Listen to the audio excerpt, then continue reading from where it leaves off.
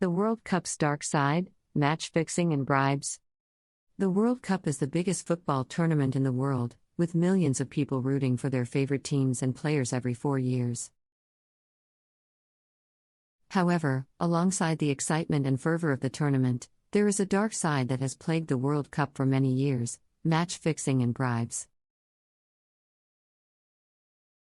Match fixing and bribery have been significant issues in the World Cup since the very beginning.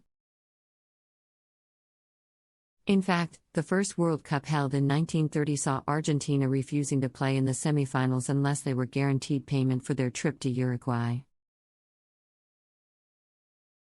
This request was granted, and Argentina went on to win the tournament. Since then, the issue of bribes and match fixing has only intensified.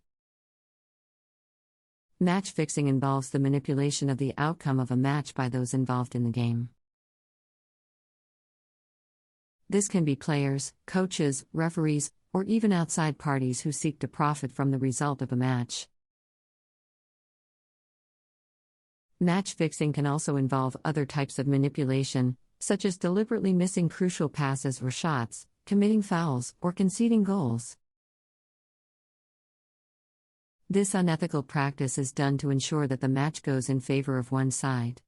Match fixing and bribery are often done for financial gain. Bookmakers and gamblers are the ones who often benefit from this practice, as they can place bets based on insider information and manipulate the results to increase their profits.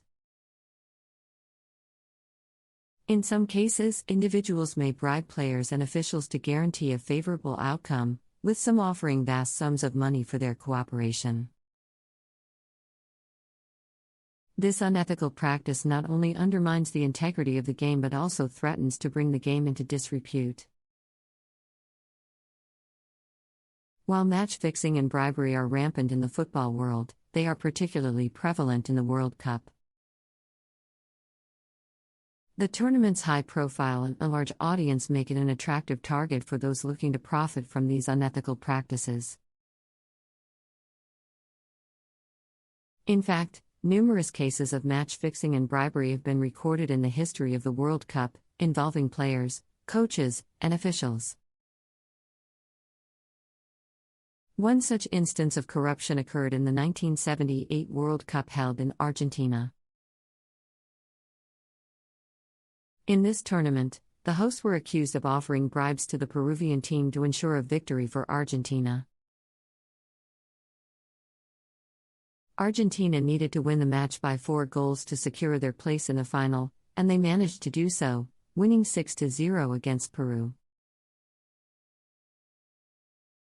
However, it is believed that the Peruvian team was bribed to lose, as they played below their capabilities in the match.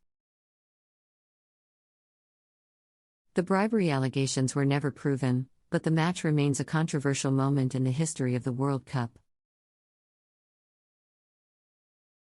Another notable instance of match fixing involved the 2002 World Cup, held in South Korea and Japan. In this tournament, Italy faced South Korea in a round of 16 matches. Italy lost the match in extra time, with South Korea awarded a controversial penalty in the dying stages of the game, which they converted to secure their place in the quarterfinals. The result was surrounded by allegations of match fixing, with many claiming that the referee was biased towards South Korea. This case is still a contentious issue among football fans, with many believing that the match was unfairly decided.